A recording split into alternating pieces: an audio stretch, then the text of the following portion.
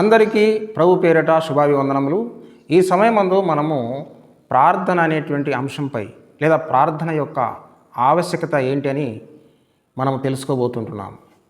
ప్రార్థన అంటే ఏంటిదో కాదు, ప్రార్థన అంటే తండ్రి యొద్దకు పిల్లలు వెళ్ళి వారికి కావలసిందేందో అభ్యర్థించి పొందుకున్నట్టు, ఒక యజమాని దగ్గరికి దాసుడు వెళ్ళి తన అక్కరేందో అడిగినట్టు, అలాగే దాపరికం లేకుండా స్నేహితుని దగ్గర తన భావాలు, తన యొక్క ఉద్దేశాలు, తన యొక్క బాధలు వ్యక్తపరిచినట్టు దేవునికిని మనకు ఉండేటువంటి అనుబంధము. అయితే ఈ ప్రార్థన జీవితము, ఈ ప్రార్థన అనేటువంటిది ఊరికేనే రాదు, అది విశ్వాసం వలన వస్తుంది అని చెప్పి మనం గ్రహించాలి. రోమిలో రాసిన పత్రిక 10వ అధ్యాయం 13వ వచనం ఏం చెప్తుందంటే, ప్రభువు నామన ఎవరు ప్రార్థిస్తారో వారే రక్షించబడతారు అని చెప్పి రాయబడ్డది. కాబట్టి ప్రార్థన చేయని విశ్వాసము లేనటువంటి వాడు ఎలా ప్రార్థన చేయగలడు? కాబట్టి విశ్వాసము కలిగినటువంటి వాడే ప్రార్థన చేస్తాడని చెప్పి కూడా అక్కడ రాయబడ్డది. అందుకోసం ఇంకో మాట కూడా మనం చూసినట్టయితే హెబ్రీయులకు రాసిన పత్రిక 11:6లో కూడా విశ్వాసము లేకుండా దేవునికి ఇష్టుడై ఉండుట అసాధ్యము, దేవుని యొద్దకు వచ్చువాడు ఆయన ఉన్నాడని, తన్ను వెదుకు వారికి ఫలము దయచేయవాడు అని నమ్మాలి అని చెప్పి రాయబడ్డది. కాబట్టి విశ్వాసము కలిగిన వాడే దేవునికి ఇష్టుడు, అతడే దేవుని యొద్దకు వస్తాడు, దేవుడు తనకు ఫలితం ఇస్తాడని చెప్పి నమ్మి ప్రార్థన చేస్తాడు. కాబట్టి విశ్వాసం లేకుండా ఎవరు కూడా ప్రార్థన చేయలేరు. అయితే ఒక విశ్వాసం ఏంటిది అని అంటే, దేవుడు సృష్టికర్త, దేవుడు పరిపాలకుడు, దేవుడు పోషకుడు, ఆయన యొద్ద సమస్తము నీకు కావలసినవి ఉన్నాయి. అందుకోసం మనం ఫిలిప్పీయులకు రాసిన పత్రిక 4:19 మనకు చెప్తున్నది,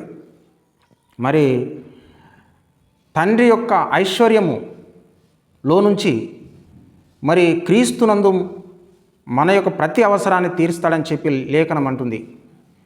కాబట్టి ఆ దేవుని కలిగి ఉండి నువ్వు ప్రార్థించకపోవటము శోచనీయం, అది నీకే నష్టము. కాబట్టి నీవు ఆ తండ్రికి క్రీస్తు ద్వారా ప్రార్థన చేసినప్పుడు పొందుతావు. అంటే క్రీస్తు ఎందుకు అని అంటే, క్రీస్తే నీ విశ్వాసానికి ఆధారం. క్రీస్తుతో నీకు సంబంధం ఉన్నట్టయితే నువ్వు దేవునితో సంబంధం కలిగి ఉన్నట్టే. కాబట్టి మనము క్రైస్తవ జీవితంలో మనము క్రీస్తును కలిగి ఉండాలి. అయితే ఇంకొకటి, మత్తయి సువార్త 6వ అధ్యాయం 6వ వచనం ఏం చెప్తుంది? ఒంటరి ప్రార్థన ఉద్దేశించి అక్కడ చెప్పడం జరిగింది. నీవు మనుషులకు కనబడవాలని చెప్పి నువ్వు వీధులను అక్కడనో ఇక్కడనో చేయడం కాదు ప్రార్థన. అయితే రహస్యమందు చూస్తున్నటువంటి తండ్రికి నీవు ప్రార్థన చేయాలి. అప్పుడు రహస్యమందున్న తండ్రి నీ ప్రార్థనకు జవాబిస్తాడు అని చెప్పి అక్కడ రాయబడ్డది. అంటే మన యొక్క భక్తి జీవితము ఇతరులకు వేషధారణతో డబ్బా కొట్టించుకొని ప్రచారం చేసే విధంగా ఉండకుండా, హంగు ఆర్భాటంతో ఉండకుండా, రహస్యమందున్న తండ్రికి నీవు కూడా రహస్యంగానే ఉండి ప్రార్థన చేయి. అంటే వ్యక్తిగత సంబంధము కలిగి ఉండి నువ్వు ప్రార్థన చేయి. నీ బాధ ఏందో దేవునికే తెలుసు. కాబట్టి ఆ దేవునికే నువ్వు నీ బాధను తెలియపరిచినప్పుడు ఆ బాధలో నుంచి నేను విడిపిస్తాడు. కాబట్టి నీ బాధ ఏందో ఆ దేవునికి తెలియపరచడానికి వ్యక్తిగత ప్రార్థన అనేటువంటిది అత్యవసరం. అయితే సంఘ సమేతంగా చేసేటువంటి ప్రార్థనలు కూడా ముఖ్యమే, కానీ ఎన్ని ప్రార్థనలు చేసినా వ్యక్తిగతంగా దేవునితో నువ్వు సంబంధము కలిగి ప్రార్థన చేయకపోతే నీవు ఆత్మీయ జీవితంలో, విశ్వాస జీవితంలో బలహీనుడవే అన్నట్టు చాటినట్టు అవుతుంది. కనుక వ్యక్తిగత జీవితము ప్రాముఖ్యంగా దేవునికి నీకును ఉండేటువంటి ప్రేమానుబంధాన్ని చూపిస్తుంది. కాబట్టి వ్యక్తిగతంగా మనము దేవునితో సంబంధం కలిగి ఉండాలి. అయితే ప్రార్థన అనేటువంటిది కృతజ్ఞత భావాన్ని కూడా తెలియజేస్తుంది.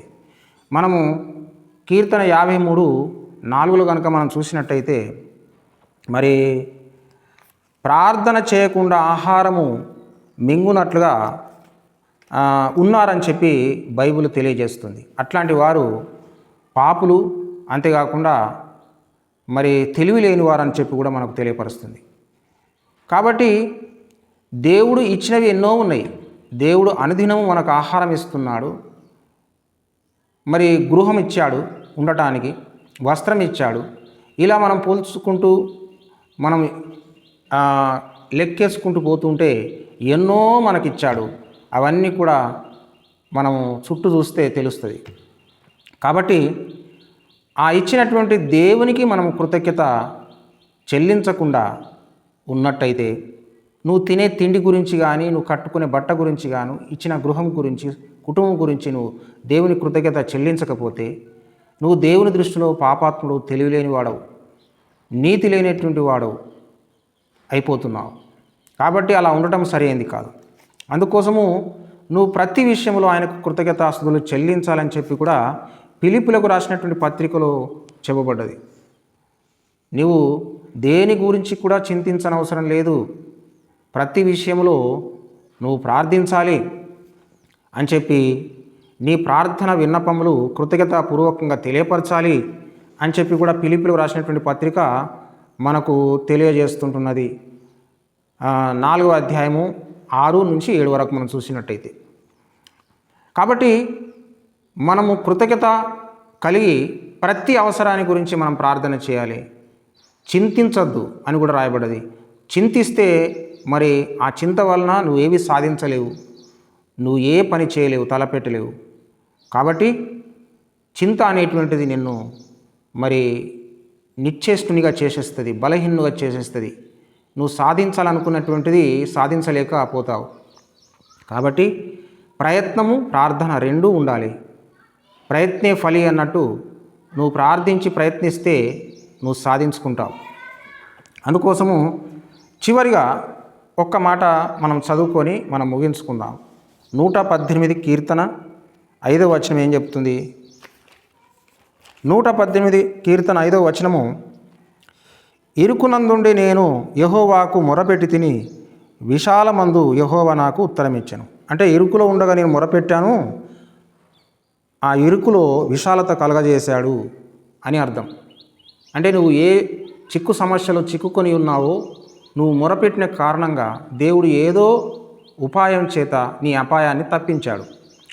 కాబట్టి సమస్య ఏదైనా నువ్వు దేవునికి మొర్ర పెట్టాలి. అప్పుడు మొర్ర పెడితే నీకు ఇవ్వబడుతుంది.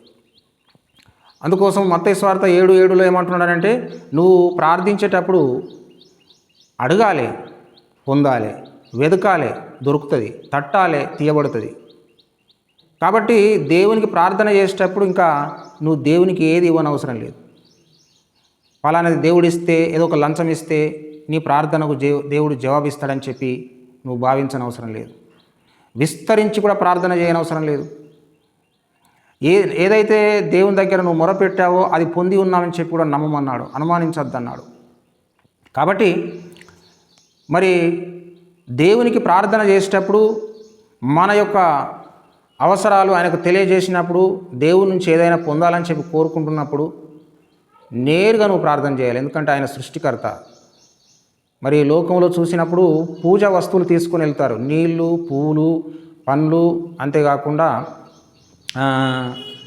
ఆకులు. ఇవి అవసరం లేదు. ఎందుకంటే దేవుడే సృష్టికర్త అయినప్పుడు సృష్టి అయిన మానవులమైన మనము ఆయనకి ఇచ్చేంత గొప్పవరమా? కాదు కదా. అందుకోసము నువ్వు నేరుగా ఆయనకి ఏమి ఇవ్వకుండానే నువ్వు అడగటమే దేవునికి అన్నీ ఇచ్చినంత సమానం. అందుకోసము నువ్వు మరి అడుగుడి మీకు ఇవ్వబడును, వెదుకుడి మీకు దొరుకును, తట్టుడి మీకు తీయబడును అని చెప్పి మత్తయి సువార్త 7:7లో చెప్పినట్టు నువ్వు అడుగుతూనే ఉండాలి, దేవుడు ఇస్తూనే ఉంటాడు. నువ్వు వెతుకుతూనే ఉండాలి, దేవుడు నీకు దొరికిస్తాడు. నీవు తట్టుతూనే ఉండాలి, దేవుడు నీకు నీ సమస్యలు, నీ అడ్డుగా ఉన్నటువంటి సమస్యలను తొలగిస్తూనే ఉంటాడు. దేవునికి స్తోత్రం కలుగును గాక. హల్లెలూయా. కాబట్టి ప్రియమైనటువంటి దేవుని బిడ్డ, ఒక మంచి మాట యాకోబు రాసిన పత్రిక 4:7 కనుక మనం చూసినట్టయితే, అపవాదిని ఎదిరించుడి, అప్పుడు వాడు మీ యొద్ద నుంచి పారిపోతాడు. దేవునికి లోబడి ఉండుడి, అపవాదిని ఎదిరించుడి అని చెప్పి రాయబడ్డది. దేవునికి లోబడి ఉండి అపవాదిని ఎదిరించడం అంటే, అపవాది ఏం చేస్తాడు అని అంటే మనల్ని లోక సంబంధమైన భోగేచ్ఛల వైపు మళ్ళిస్తాడు. అందుకోసం అక్కడనే మనము 3వ వచనంలో కనుక మనం చూసినట్టయితే, మీరు అడిగేటివి అన్నీ కూడా మీ భోగముల నిమిత్తం అడుగుతున్నారంటాడు. అందుకోసము మనకి ఏది ముఖ్యమో, ఏది అవసరమో, ఏది మాన్యమో, ఏది రమ్యమో, ఏది ఖ్యాతి కలిగినదో, ఏది భక్తి జీవితంలో అత్యవసరమో వాటిని గురించే మనం అడగాలి. కాబట్టి వాటిని అడిగి మనం పొందాలి. దానికి మించి మనం అడిగి దురాశపరులమై, దురాశ గర్వము ధరించి పాపం పరిపక్వమైన మరణం అన్నట్టు మనం అడిగేవే మనకు సమస్యగా మారిపోయే పరిస్థితి ఉన్నది. కాబట్టి మనం అడిగేటువంటి వాటిని మితముగా, హితముగా అడగవలసిన అవసరం ఉన్నది. అంతకు మించి అడిగినట్టయితే మరి శోధనకు దారితీస్తుంది. శోధనలో మనం పడిపోయే అవకాశం కూడా ఉంటుంది. సైతాను మనల్ని శోధనలో పడేస్తాడు. శోధింపబడడం తప్పు కాదు, కానీ శోధనలో పడుట పాపం. శోధనలో పడిపోవటం అంటే సైతానుకు లొంగినట్టే. అందుకోసం సైతాను యొక్క కుతంత్రములు మీరు ఎరగని వారు కారు అని అంటాడు. సైతాను కుతంత్రములను మనం ఎరగాలి. సైతాను ఎప్పుడు పడేస్తానా అని చెప్పి వెతుకుతున్నాడట. ఎప్పుడు మృంగుదనా అని చెప్పి వెతుకుతున్నాడట. అంటే మనల్ని పడగొట్టి, చెడగొట్టి, దేవునికి దూరం చేసి మన వినాశనాన్ని కోరుకునేటువంటి వాడు దుష్టుడు. కాబట్టి దుష్టుని మనం గుర్తించి దుష్టుని ఎదిరించేటువంటి వారమై ఉండాలి. దేవుడు ఏది అడుగుమన్నాడో దేవుని చిత్తానుగుణంగా అడిగి మనం పొందాలి. ఆయన యందు మనం ఉండాలి, ఆయన మాటలు మన యందు ఉండాలి. అప్పుడు మీకు ఏది ఇష్టమో అది అడుగుడి, మీకు ఇవ్వబడును అని చెప్పినట్టుగా మనం అడగాలి. దేవునితో సంబంధం కలిగి ఉండి అడగాలి.